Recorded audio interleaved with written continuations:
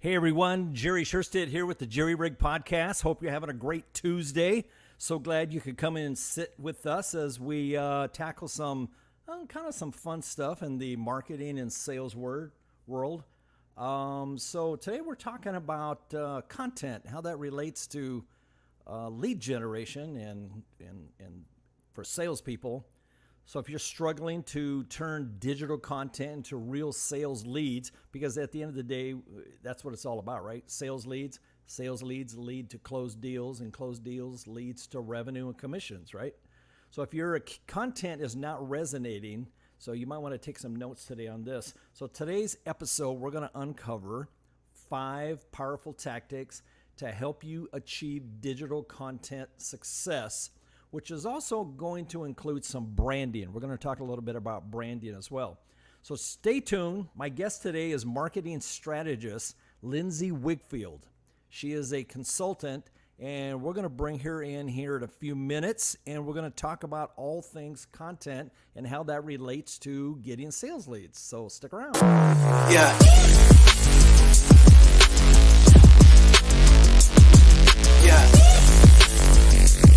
This is the JerryRigged podcast, your no-nonsense knowledge base for business technology, marketing, and analytics. And now your host, Jerry Suhrstedt.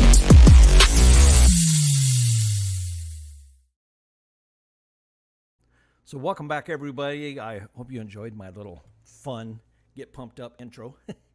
My name is Jerry Suhrstedt, and I'm the owner of and founder of Sumo Lab Total Business Marketing. We're a consultancy. We work with small to medium-sized businesses. Today's guest is Lindsay Wigfield, and Lindsay is a marketing strategist as well. Hey, Lindsay, how's it going? Hey, thank you so much for having me. Yeah, no problem.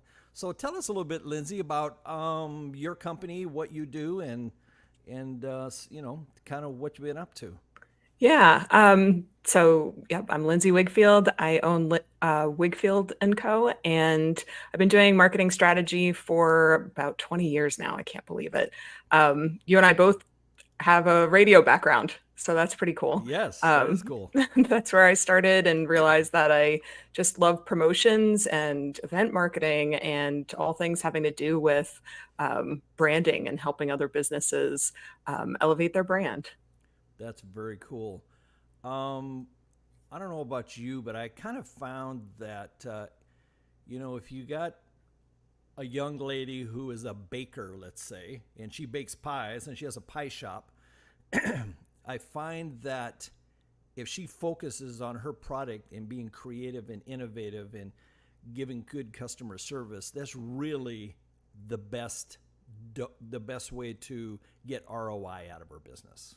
What do you think? Yes, definitely. It all starts with what you're offering and making sure that your product or service is the best of the best that you can offer. And then from there, you start expanding to referrals from friends and family. And then from there, you start having this word of mouth where the business is sort of bigger than just you. Yes. Yeah. And then once you get to that point, you have managers and people running things, and you can go to Hawaii for a couple of weeks and not bring your laptop with you, right? Yes. Yep. Or take a boat trip down the coast to Florida. Sounds like too. The dream to me. Oh, heck yeah. That would be awesome. So today we were talking about digital content tactics. And the name of our show is about the 5 not rock'em sock'em content tactics that you can bring to your sales team or your business. And we're also going to talk a little bit about branding.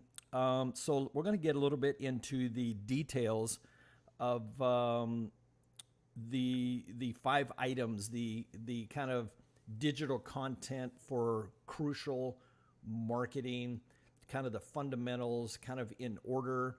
The first thing I want to do, though, is I want to talk a little bit about some branding. And so this is not a program, but a presentation that Lindsay had put together, and it was building a brand for long-term success, because your brand is kind of a foundational piece of your website, your content, and your product, your your outward facing face to customers. So tell us a little bit about this graphic here, Lindsay. Yeah, so this is kind of a different version of the know, like, and trust factor. So, I wrote a book called The Credible Brand, and that was launched in May of 2022. And the premise of that book is that in order to build a credible brand, you need to have people A, know that you exist. So that's the brand awareness. And B, that they choose you. So they recognize your valuable product or service. And you have a system set up to ensure that they actually convert. So not just that they're finding you and they don't know what services you offer or something like that. You want them to actually convert. So they're able to find you at the right time and they like you, they choose you, they want to move forward with your business. Yes. Yeah, that's one of the first things that I learned in marketing was people buy from those they know, like, and trust. And that falls down into products as well. You know, we talked about the person going into the grocery store to buy a can of beans. And I don't know, some of you guys may remember the generic, I think it was almost an experiment, but they came out with this whole line of products that was called generic brand. And it was just a white can or a white package, and it just said laundry detergent. That's all it said. Or it said green beans. And it kind of sort of didn't do very well. And so it kind of just reinforces the fact that when somebody's looking for green beans, they're probably going to want to buy Del Monte or Safeway in-house brand. I don't know if there's Safeway out on the East Coast, is there? Yes. There is. Okay. Yeah. All right. Nice. So branding is very important. So on to the next one. Why build a brand? So tell us why you would want to build a brand. Yeah, when you are building a strong brand, a lot of problems end up not even coming into existence. So you're able to attract top talent. You're reducing your advertising costs because people are already familiar with you. You can charge a higher price. So it's not, you can charge a higher price because your brand and your credibility is backed up with that higher price so that you know that, or as a customer, you know that you're getting the value for that product or service. It helps you weather tough times. Let's say there's a market downturn. You keep going on the brand awareness campaigns, you stay strong with your marketing and building your relationships with your customers, and you can weather that storm and come out strong the other side. Yes. And I've often told clients, if you don't have any advertising, any branding, anything going on, your business, generally speaking, will be doing this thing, this roller coaster, Right. like super highs. Hey, we're doing lots of business, all the way down to like, man, it's a ghost town out there. But marketing, branding, advertising tends to make those dips a little more solid, little more continuity in the flow. Right. So real quick, before we get into some content, talk about the lead generation priority map. Yeah, so this is a visual example of what we were talking about the pie baker. And so first, she's probably baking pies for her friends and family, and they're like, "Hey, you got something good going here. We really like your pies, so let's expand that a little bit." And hey, Jan, she makes really delicious pies. And they start telling their friends and family. You get referrals for, hey, Thanksgiving, I'm doing a push for my pies, and you're selling that, excuse me, to your referrals. And then from there, you also want, on a service level, I have reviews marked there. So you also want to talk about, hey, leave me a review on Google, leave me a review on Yelp or wherever you're focusing, so that you have that online traction. So you're bringing the referral world into the digital marketing realm. And from there, you can expand into marketing efforts like social media or a content strategy or email marketing, the tactics that we're going to be discussing today. Cool. And then one of my favorites is the website, which many times is undervalued. A lot of people, especially a few years ago, their website was a glorified sales brochure. And I remember companies back in the day, back when we were doing lots of print, we would do graphic design and create this phenomenal brochure, and then it would sit in somebody's desk. Yep. And they would hand it out occasionally, but your website can be that old dusty brochure that sits in your desk that nobody knows even exists. But a website that is properly built and properly worked becomes a lead generation, business generation machine. Yes, correct. It's available 24/7. If you are building up your SEO strategy, you're able to rank and then get that traffic from that way, or social media. Sometimes people will come to your website from there. But it's really something that you want to invest in, and you want to build a strong website. And I'm sure Jerry or myself would be happy to take a free look at your website to see if there are any glaring issues or anything, if you're having trouble with converting or anything like that. I had this client years ago build him a website. He didn't really have a whole lot of money, so I did him a favor. So I built his website, and then like 3 years later, he calls me and says, "Hey, do you have my username and password to get into my website?" I'm like, "No, not really. I mean, just, reset the password." I said, "Wait, have you ever logged into your website?" He said, "No." So you've never changed a thing since I built the website? He said, "Yeah, I got a little more money now. I'm thinking about having you redesign it."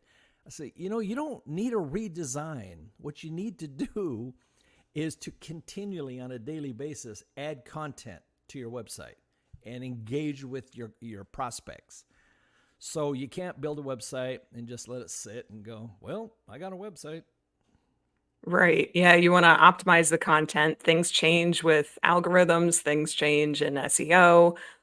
Your business changes. I mean, it's hard to imagine that in 3 years that he hasn't changed his service offerings slightly, or some part of his process, or maybe has a slightly different mission statement or something that's He had. on He his had. website. So It's just, all of that needs to, be updated. yeah, that's funny. So common problems with websites: is it clear what you offer? Because you always got to be asking a question that your prospect is asking, which is, "What are you going to do for me?" Another problem I see all the time is there's no call to actions. You read something and say, "Hey, I make pies," or "I do SEO for people," or "I cut hair,"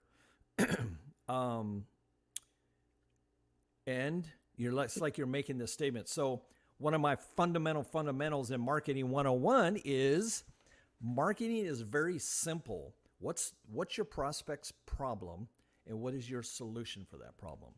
And all your headlines and subheadlines and all that should be talking about things revolving around that fundamental, kind of question.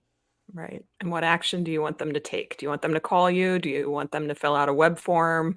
What is it that you want the prospect to do? Yes. Buy Just your go pies now? Yeah, just go straight to your checkbook and write me a check. That's all I want you to do. Right. Okay. All right. Enough with that one. So we're going to come back now. We're going to get a little more into this content piece. So number one, there's 5 of them. The first one is creating compelling and relevant content. 2 is optimizing content for SEO. 3 is utilizing social media effectively. In retrospect, I should have put this on a graphic so that people could visually see. I kind of messed up on that one. But we'll get through them. 4 is leveraging email marketing, and 5 is implementing lead magnets. So number 1, tactic for creating compelling and relevant content. Talk to us, Lindsay, about how to do that. Yeah, sure. So content marketing can be a vital piece of generating leads and sales. And how you do that, first, you want to align with business objectives and make sure that marketing and the business goals are aligned. Then we're talking about creating a marketing strategy that is simple and that everyone in the marketing department can understand. Then we're going to a detailed plan, and in that plan, we are outlining the customer journey and also your sales cycle. And from that customer journey, from where do we even find customers to how do they flow through to eventually become a sales lead, you're identifying areas that can be optimized with content. And those are things like we often hear about pain points, but there also might need to be an explanation if you have a long sales cycle or a complicated or complex product, or you just need to work in something unique about your product or service that maybe other people don't offer. That's important content to also highlight. So, where are you going to highlight that in the customer journey? Then from Yes. that, Oh, go ahead. yeah, from identifying, these areas in the customer journey, from there you have a list and you can identify what format would work best. So don't forget about, like webinars, there's video, there's content on your website, but what would make the most sense for this person at this point of their customer journey? And it could be social media content too. Yes, absolutely. And folks, content is content. I mean, written, video, visuals, photographs, audio, all of that is considered content, and people learn different ways. And so having a nice mixture of those is always a good thing. Cool. All right. So the first one was creating relevant content. I'm going to pull open a quick Word doc that I just whipped together so that our folks there can see what we're talking about. This is a brain fart on my side. So we'll add this. It's not pretty, folks. That's not a representation of my graphic design skills, but it will. Hey, it works. Yes, it does. So that's the first one, creating compelling and relevant content. Cool.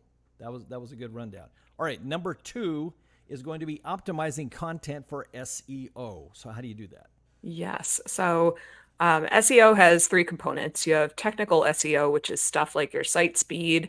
And then you have on-page SEO, which is optimizing for keywords, which is a whole thing. And then you have off-site SEO, which would be focusing on like links to your website and that sort of thing. How do you get more traffic to your website? So this is often like a entirely separate strategy where you're looking at what sort of content do you want on your website? How do you want to optimize it for search? What part of the customer journey is the customer in to lead them to this content in the first place? And how does that play into our overall content marketing strategy? Yes. Yeah, that was really good. SEO is something that I have played around with. I never quite had that analytical enough brain for SEO, but over the past year, I've been forcing myself to really deep dive and just try to get my brain wrapped around it. And I'm doing much better than I used to do, but it really kind of sort of is a dark art. It's very, very analytical, intensive, and it's funny because, you can kind of set up a lot of templates so that, when you're dealing with multiple clients, you can give them a certain level. But to do it right, I mean, you really got to shut somebody in a dark room, turn off the lights, and just let them just pound at it for days. It's not easy stuff. Yeah, and is it important to look at the analytics? And you can do that either with Google Analytics, Google Search Console, or if your website has its own kind of analytical software or data insights that would be useful to look at and see what keywords you're currently ranking for, and could you build out more content based on those keywords? Yes. So I did a little bit of an experiment, and actually, let me do something here. I want to show this experiment to some of the folks here because it'll really help to bring home this concept of SEO. We won't go down too much of a rabbit hole, but let's see here. Let me get over here to my other screen.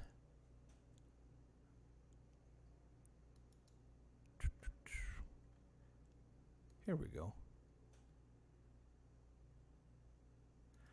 So I wanted to do an experiment, and I just came up with an arbitrary word.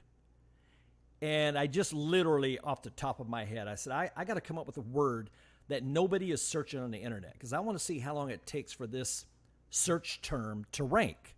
Obviously, words like apple pie, very broad term. Everybody is, selling apple pies, super, super competitive. Golf clubs, super, super competitive. So I came up with a word, literally, I'm telling you off the top of my head. I start writing down words, and one of the ones that I came up with was a word called lipofoigal, which is a nonsensical word that means nothing. So then I thought, okay, so I pumped that into ChatGPT, and I said, hey, write me a children's story about a lipofoigal. And it came up with this awesome, hilarious story. So then I created a web page on my website. Now, mind you, I went to Google and searched for lipofoigal, and it literally came back with 0 results. Nothing. Nowhere on earth, nowhere on the internet was that word. So then I wrote an article about the lipofoigal, and it took me about 6 days, and it started showing up here under the search term.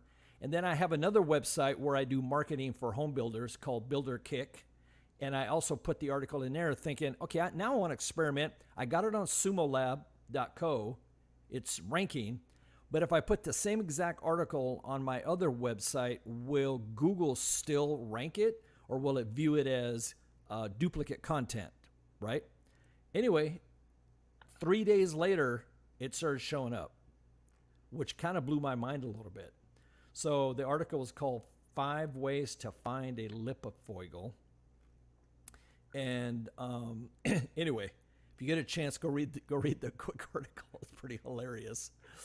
So anyway, I just thought that was kind of cute, and it showed me a lot about how some of this ranking work. It really kind of brought it home for me, And if you're selling a product called a lipofoigal, and there's a bunch of people that want to buy lipofoigals, I'm the only guy in the world that's ranking for it, right?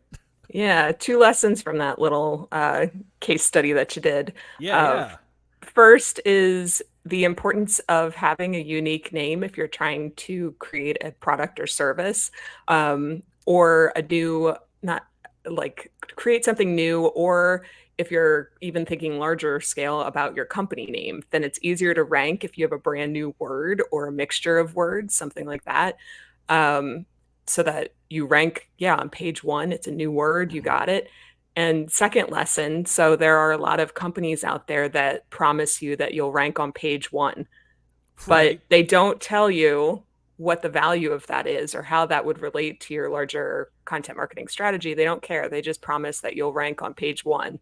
And it could be something like lipofoigal and a word or a phrase that doesn't really make sense or isn't really, helping out your business in the larger scale, but you rank on page 1. So they've accomplished their goal, but it doesn't actually help you make more leads.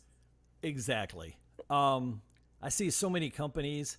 I hate doing marketing for companies and they already have all of that done, unless they did their research and they did it the right way. But I get so many, like up in the Seattle area where I'm from, everybody was called Northwest something. Northwest Auto Detail, Northwest Carpet Cleaning, Northwest Coffee, Northwest this. And invariably I get a client, I'm like, oh, so what's the name of your company? Oh, it's Northwest Power Washing. Yeah. You literally could not get any more creative than Northwest. Back in the day, I used to laugh because you would open up the phone book in Seattle under the white pages and go under N for Northwest, and there would literally be like 600 pages of companies called Northwest something. So when I came up with Sumo Lab, I couldn't even tell you how I came up with that name. Something about sumo wrestlers I just thought was cool. Sumo what? So then I thought about lab. I like that laboratory kind of concept. A place where you brew up and create DNA that makes better marketing or something like that. So I just kind of like put Sumo and Lab together, went online. There was a little bit of stuff in using that word, but not much. And now if you just Google Sumo Lab, I'm kind of like, at least locally here in Chandler, Arizona, I'm near the top, or You're the I one. am at the top, number one. Yeah. But here's what you got to remember, folks. Nobody is looking for your business because they don't know you exist. What they're looking for is small business marketing. Now, when you type in small business marketing, all caps here. What do you get? Salesforce at the top, unsponsored. And down in the organics, Forbes, HubSpot. HubSpot owns everything on the internet, just about. NerdWallet. Yeah, you're not going to find my company because it's too broad of a term. But if you type in small business marketing Chandler AZ, if I was doing a good job, I would show up, but I probably don't even show up there. So, it's a lot of work. Yep. A lot of work. So we'll come back to number 3 here on our top 5 list. Let's see here. There we go. Nope, wrong one. There we go. Okay, back to my notes. Where are we at? Social media. Social media. Everybody loves social media, right? TikTok, where you can burn up Yes. 20 hours a day of your life. Right. So, well, I hopefully with a marketing strategy, you're not doing that. Yeah, exactly. So how to use social media effectively. A lot of times you hear the advice to have entertaining content and informative content and kind of alternate those two. Um, I like to look at it as a bigger picture strategy for your social media marketing where you're either, so it depends on the business, but a lot of times incorporating your employees into your social media marketing helps you leverage their presence and create more of a personality of who's behind the scenes. But a lot of times large organizations do this and it comes across as icky, like they're Yeah. clearly using their employees to build brand awareness for their company, and there's like a disconnect there. So you really need to understand your company culture and then identify the right approach for how to leverage employees into the social media strategy. Absolutely. But this makes you a more approachable brand, which means people feel more comfortable reaching out to you if they have any questions instead of, looking to strictly online resources. Then maybe they have a problem. Let's say you're an HVAC company, they have a problem with their heating or cooling, and you're showcasing the employees and you have, a solid social strategy there. Then they feel more comfortable calling you and finding out if it's a problem that you can help with or not. Yes, absolutely. Especially with, local businesses like window washers and carpet cleaners and home services. To kind of add to what you were saying, one of the things that I think, especially in technology, where they really drop the ball, is typically you have a couple of guys or a guy and a girl, a couple of girls, start a consulting agency, Salesforce, Microsoft, whatever, and their brain is so analytical and technical, they build out a website that speaks to other highly technical people. And it says, we use JavaScript and Python and ASP and this and this and that. And if there's, and that's not your customer. Your customer is the CEO, the CFO, the marketing manager, the sales manager. And there's no people on their website. It's super, super bland, austere, generic. They got a bunch of stock photographs of hyper technology with the earth swirling around, a bunch of digits and all this craziness. And so when I get in with some of these customers to help them out, first thing I say is like, your website has to be stripped down to nothing. We're starting from scratch, folks. And so I bring people in. Business doesn't exist without humans. Customers don't exist without humans. Everybody that buys from you is backed by a human. So show pictures of your happy prospects. Show pictures, like one guy that I did some web design for, he is a window cleaning service, and he had pictures of his guys standing on the side of a building cleaning windows. I said, they're not buying that. What they're buying is sunshine coming into the kitchen with clean, clear windows and a happy lady, because, I don't know, face it, a lot of women are the ones that are buying these kinds of things because, the guy's up hunting or doing his thing, and the wife is the one ordering the window cleaning.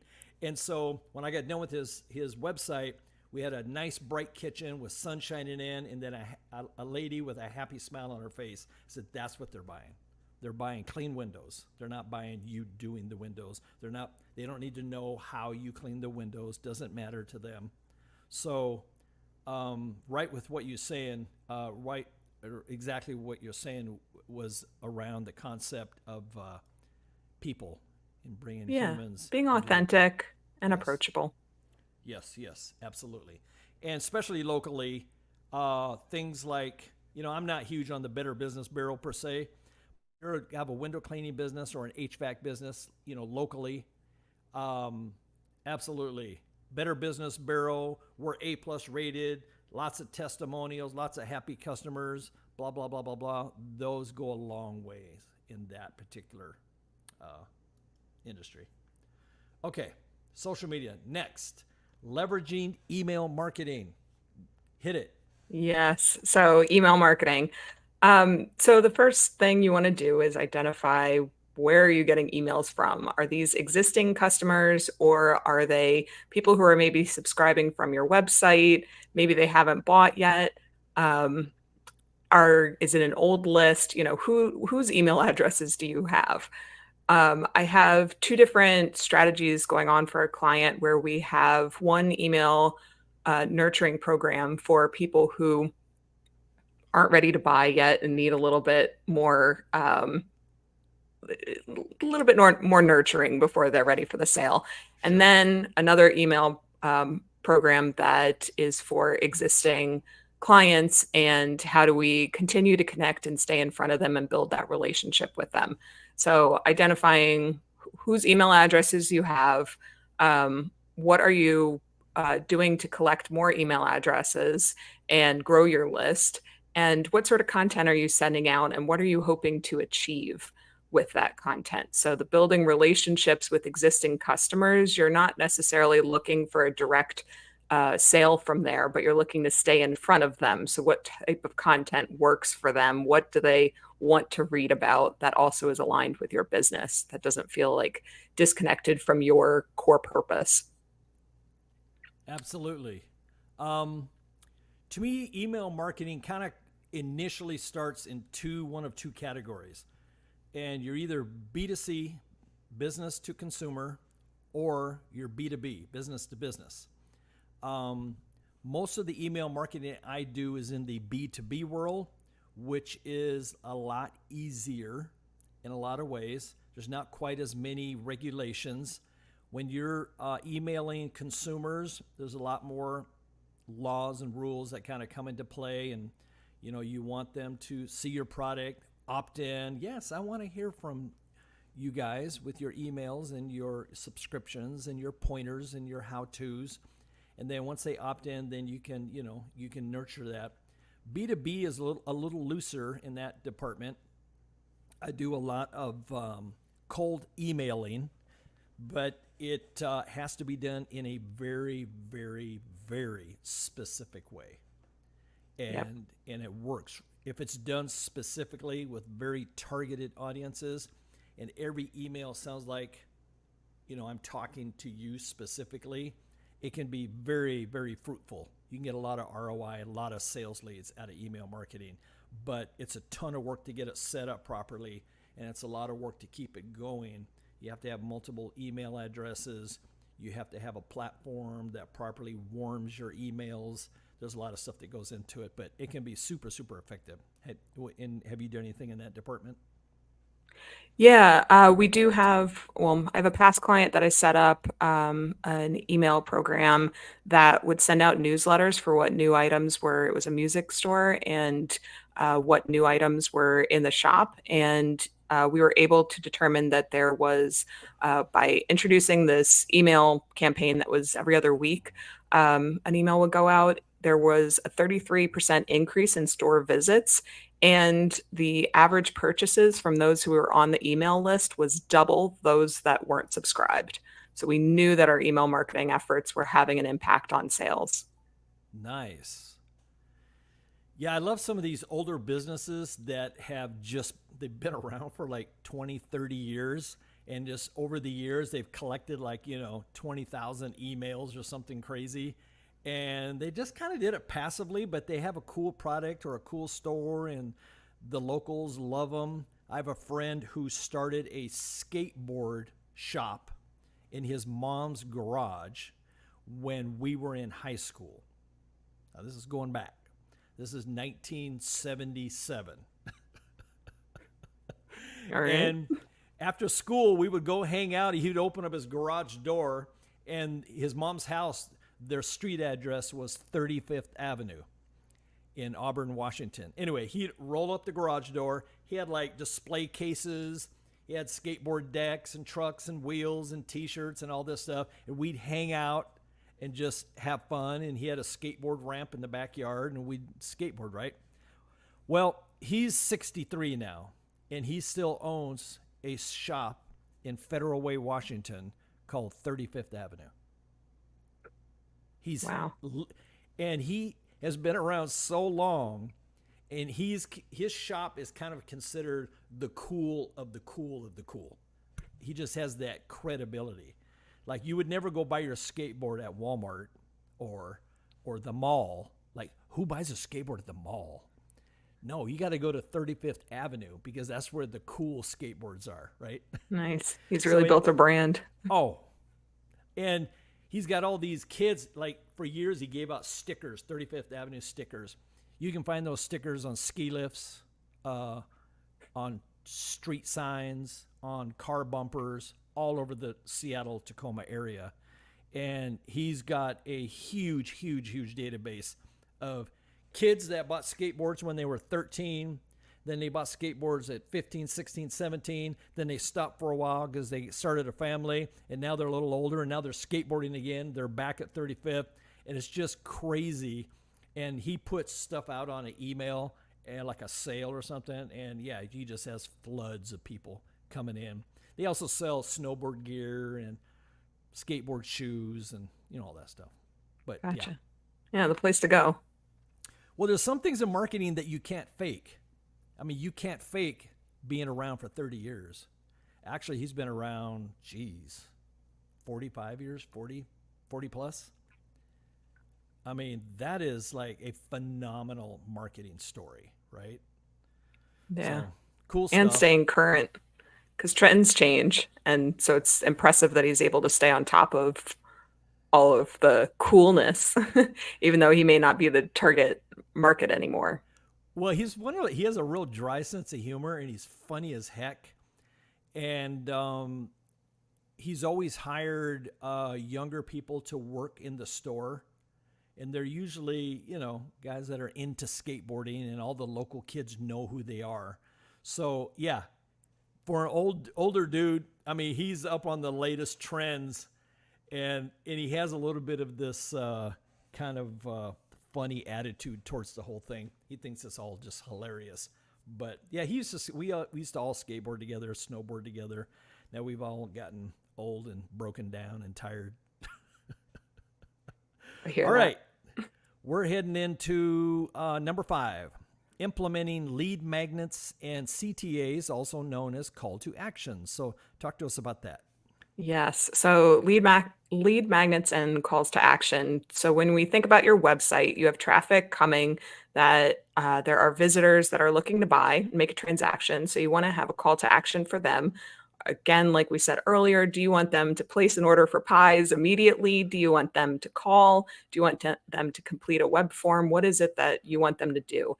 And I would encourage you to try to think of only one action instead of having a bunch of different calls to action where you're having to check different inboxes or, just getting chaotic with even how to measure it. It's a little difficult the more calls to action that you have.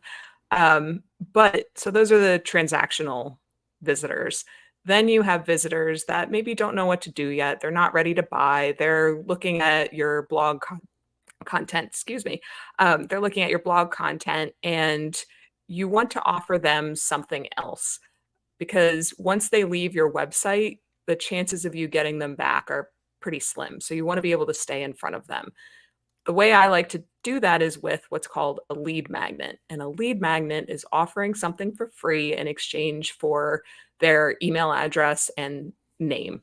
So free trials work well. So getting them to create an account with basic information, don't ask for too many fields, but getting a free trial to what you're providing, or if you're looking at a digital download, something that helps them either understand their problem better, solve a certain smaller problem that they might have, but you want it to be relatively short, and you want them to feel like they've accomplished something. An example that I like to give is a plastic surgeon who identifies that a lot of her target client is looking to wants to look younger. So, what are all the ways that she's able to help her clients look younger? Some might involve surgery, some might not, but creating a guide that is, 9 ways of looking younger.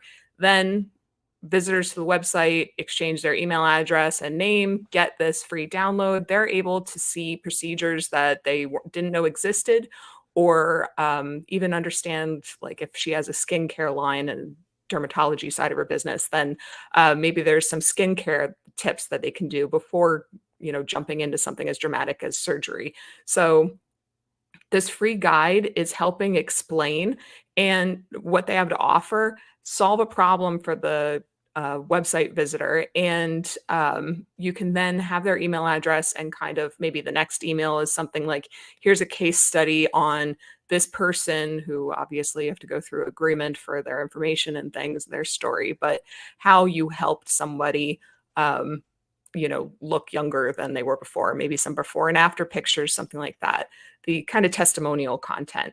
So the end result after this little bit of nurturing would be, all right, now are you ready? Like, take the next step, give us a call, have a free consultation, that sort of thing. But the purpose of the lead magnet is to capture those website visitors that aren't ready to buy, but just need a little bit more nurturing or guidance. Get them into your funnel.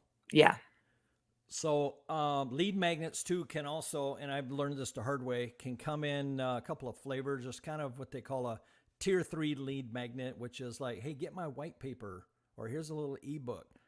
And they're fairly inconsequential, and people are kind of like, nah, I've seen this story before. I'm not giving you my information because I don't want you bugging me. Right. Yeah. One of the most successful lead magnets that I had was a 1-page social strategy. And it was like a form that people could fill out to complete their own social strategy, have an understanding of what they needed to post online, what their goals were, everything. And it was only 1 page. And that was extremely successful. I don't remember the numbers exactly, Really? but Nice. that was my best. Yeah, I always try to come up with something of major value. Like if I have a class, a 3 classes about marketing and how to take your or some one-on-one coaching, let's say 3 1-hour sessions normally cost X number of dollars. I give away a 1 hour, let's say, or a half hour, whatever, or an analysis. So something that really is tangible, that is like, oh, this is worth, $2,000 and I'm giving it away. That is a major, like, oh man. Yeah. Okay, here you go. Here's my information. Now they've shown some interest. Now you can get in the funnel and you can, start working them. Yep. Okay, let's see here. Lastly, we're going to wrap things up today. And so, Lindsay, you just kind of gave us a kind of a case study, a real life example of one that worked for you. Can you think of anything else where content kind of tied in with sales leads? Yes. So I had a client that was a home energy auditor, and I don't know if that's a nationwide thing. Do they do that out in Washington? For what now? Home energy audits? Yes. Is that Yeah, it's pretty much nationwide. okay. So he is a home energy auditor, and this was a few years ago. So the business is relatively, new to people. They don't really understand what the value is. So we outlined the customer journey, like I mentioned, the first step should be, and we highlighted all the questions that people have along the way for the customer journey, and then also what kind of brings him leads. So the number one reason why people were calling him was for installation. So they don't understand the audit, but they know that they need insulation. So they would call him and say, do you do insulation services? And so we created website content that explained a lot about how much insulation do I need, where do I need it, along with problems like, why is the room above my garage always hot or always cold? And we identified all those problems along with reasons why they would reach out to him, and created website content that sort of explained the answers to this and also introduced why a home energy audit would be valuable. There was an additional, the insulation is kind of the what of the problem. It's not a bigger part of the story. So really getting that across that, yes, you might have an insulation problem, but we're a home energy auditor. Like, we are the experts. So let us look at your whole house and take this whole house approach and develop kind of a step-by-step plan for how you can get the most bang for your buck. And the added value there was the government gave cash back for energy improvements. So if it turned out to be your HVAC system that needed to be replaced or something like that, you were able to get up to like $7,000 back from the government for these energy efficiency improvements. So we worked all of those key value propositions into his content, and really encourage people to call or to subscribe to a little nurturing campaign to get them to buy. So what was the net result? So do we have the numbers somewhere? I forget the percentage. 21.67% increase in total page views. And I didn't have a way of measuring his calls. He had a phone number that he wanted to keep. So I wasn't able to measure how many phone calls he got, but he said he saw an increase in sales. So was the client happy at the end of the day? Oh, yeah. Yes. Very happy. And booked out. He went from, I think he was booked out for 4 weeks, and he got booked out for 6 weeks after implementing the new content strategy. Nice. So good job. Yeah. Also feeling, confident with, less having that booked out farther means you can be more comfortable, and you don't need to stress about where you're getting business next. We're booked out for 6 months, so I'm not sure I'll I'll be able to get to you. Right. Right. That's awesome. Feels good, right? Yes, it does feel good. Well, thank you, Lindsay. I really appreciate you guest hosting today and bringing all of your insightful knowledge about branding, marketing strategies, email, content, sales leads, all of that. I really appreciate that. Thank you so much for having me, Jerry. I appreciate it. Yeah, no problem. And thank you guys for coming to hang out with us and learning some business marketing. You can always ping either one of us on LinkedIn. And if you got any questions, just hit us up and we'll see if we can answer them. So anyway, enjoy your Tuesday. Stay safe and enjoy your weekend as well. Take care. The JerryRig Podcast. Don't forget to subscribe on Apple, Spotify, or Google. Business technology for CEOs, managers, and business owners. We're here to deliver insights and strategies without the fluff. This is the JerryRig Podcast.